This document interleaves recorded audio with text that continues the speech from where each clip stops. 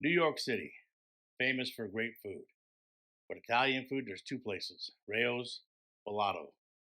Either one take reservation. You need to know somebody to get in. Ballato, you have to wait outside until the table opens to get in. More A-list celebrities and dignitaries, mobsters have been to Ballato than probably any restaurant in all of New York City. But I was on YouTube looking for ideas, and I came across their head chef making their version of chicken parm. Oil's ready to fry. We're gonna submerge in the oil, nice and slow. So we're going to copycat Ballato chicken parm today on Buzz Cooks. So stick around.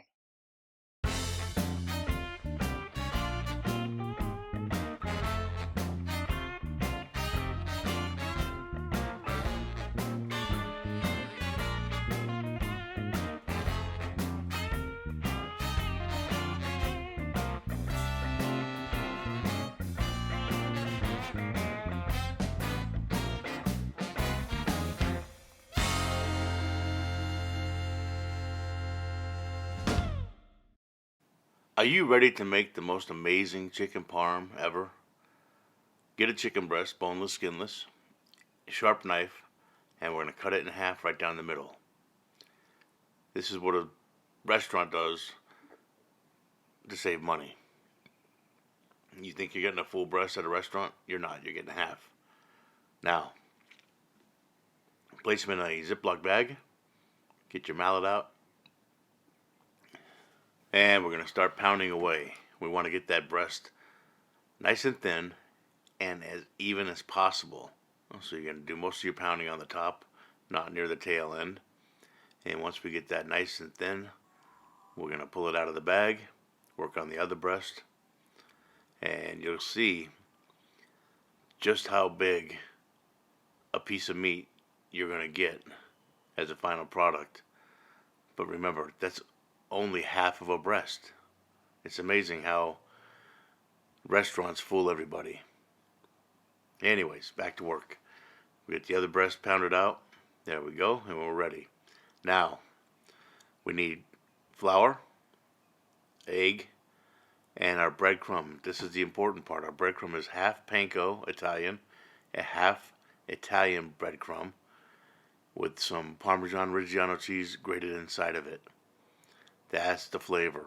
So we're going to go with light coating of flour, right into our egg wash, then into our breadcrumb. Now what they do at Ballato is they really, really press it down hard into the breadcrumb. So once we get a nice coating on both sides, we'll flip it over again and we're going to really press. Get that breadcrumb stuck to that chicken as best you can. Look at that. Yep. Don't be afraid. Just press it down tight. And we'll get that onto a plate. And we'll do the other piece. And we're going to set that in the fridge for at least 2 hours before we fry. Make sure that that coating is really stuck to the chicken. So we're light coating of flour, egg wash, into the breadcrumbs. Press it down as hard as you can. Plate it. Pop it in the fridge. Now the other secret that they use is sunflower oil.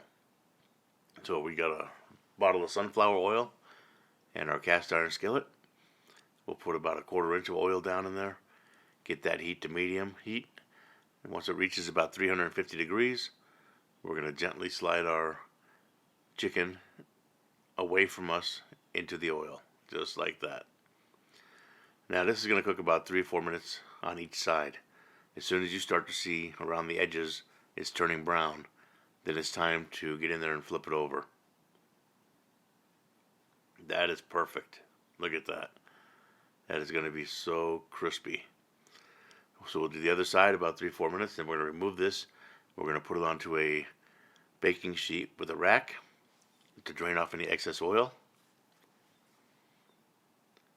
Just like this. And we'll let that cool down a bit before we put our cheeses on. So what we're going to use is 1 layer of finely shredded Parmesan cheese. I'm sorry, Parmesan Reggiano cheese. And once we have that coated, we have 1 layer of shredded whole milk. It's got to be whole milk mozzarella. Put that on top. Now I've got my oven broiler turned on to high. So we're going to slide it right under the broiler. In a restaurant, it would be a salamander, but we don't have restaurant quality equipment. So we're going with the broiler at home. And after about 3 or 4 minutes, we're going to check it. And we can see the back is done, but the front, we got to flip it around to get both sides like that nice color. So we'll slide it back in there for another couple of minutes. And this time when we pull it out, it will be perfect. Melted, ooey gooey, delicious. Look at that. That's what we're looking for. So now we're going to set that to the side. We're just going to top it off with a little bit of parsley. There we go. Now it's time to plate. So what we're going to do is just ladle on some marinara sauce onto our plate.